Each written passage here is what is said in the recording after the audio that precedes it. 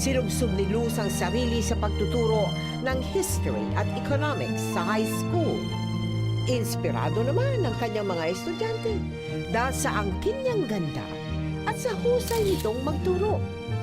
Ginugol niya ang kanyang panahon sa eskwelahan dahil sa kagustuhang makatulong sa pag-unlad ng kanyang mga estudyante. Hanggang sa may nakilala siyang bus inspector at part-time referee sa kanilang lugar, si Reynaldo.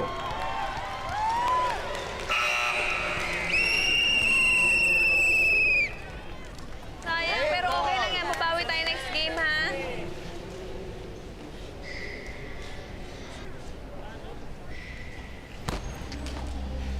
Ano ginawa yun? Halata namang di ka nagko-concentrate sa game eh. Pinapanood mo yung teacher ko eh. Crush ko yan eh. Di bale, bata ka pa. Ano? Hoy! Tara na nga. Kakadayaan dito eh.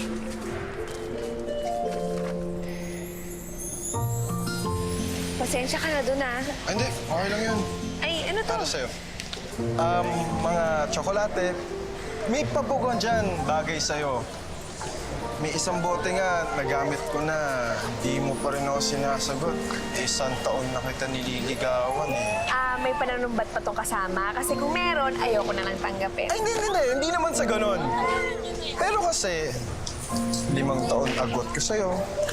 Gusto ko magkapamilya. Pwede bang mamaniki ka?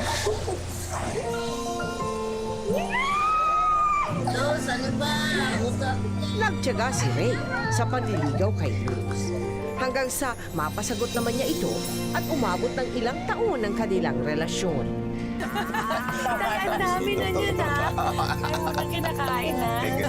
Ako pala eh. Mas pabor naman ako sa anak mong itong si Ray kaysa dun sa mga batang nanliligaw dito kay Luz. Sino ba yun, Matthew? May mga gatas pa sa labi. Alam mo, mag-asawa na kayo para magkaapo na kami. Tay naman, ikaw ba magbubuntes? Ba't ka nagmamadali? Tay, mamamatay ka na ba?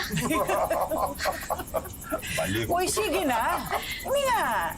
Ito naman may hanap buhay. Mabait, matyaga. Pwede na kayo magpakasal. Tama. Bilisan nyo. Nay, parang ikaw yung magpapakasal. Sige na nga. Kita mo? Kita mo? Kita mo? Plano ko po talaga sa Disyembre ko na pakakasalan si Luz. Para pagsapit ng bagong taon, may bagong buhay na dito. Yun Alam mo naman ba pala. yun? Okay mo lang narinig. Oo, sige. Okay yan. Sarap nito, ha? Kamis. Wala, magkakaroon na tayo ng apo niyan. Malapit na. Oo nga. Apo. Ha? Ilan ba gusto mo? Ilan ba kaya mo? Tama na. Ayan pala yun. Ano ba gusto mo ang anak mo? Paano ba yan? 4 na taon na tayo. Sa makalawa, birthday mo na. Tapos 2 buwan, ikakasal na tayo. Naalala ko pa nung unang beses kita nakita. Sa bus pa yun eh. Sabi ko sa sarili ko, teka, ang ganda nun ah. Nun lang palang panalo ni. Kainis ka. Alam mo, ayoko naman talaga sa nanal ko eh. Sabi ni nanay, daanan daw ng luha. Kaya ibig sabihin daw nun, madalas akong iiyak.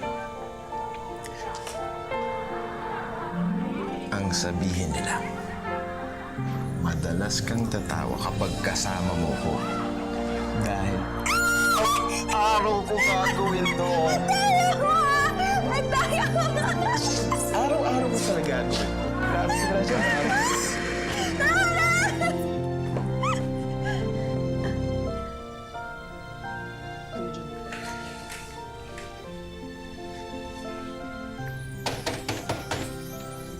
Parang nagalaw ate yung antena.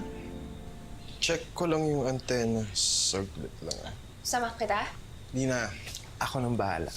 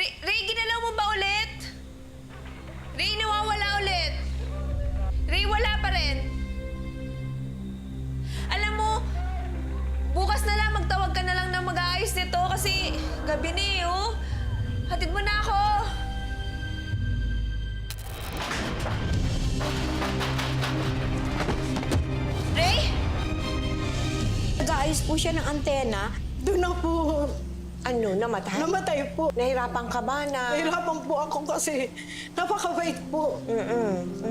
Hindi ko po siya makalimutan. Para sa'yo. Mga tsokolate. Make pa po ko dyan. Bagay sa'yo. Hindi mo pa naman ako sinasagot. Isang taon na kita nililigawan. May pananumbat ba itong kasama? Kasi kung meron, ayoko na nang tanggapin. Hindi naman sa ganon. Huwag na walang ka ng gana sa buhay at pati sarili mo, pinabayaan mo na. Saan umantong yan? Nag-umantong ba yan sa nais mo nang kunin ang sarili mong buhay? Totoo po yun. Paano?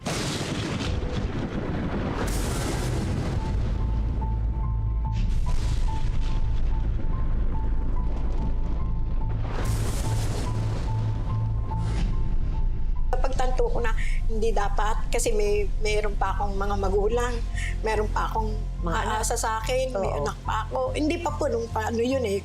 Sabi ko may aasa pa sa akin, hindi ko dapat ginawa.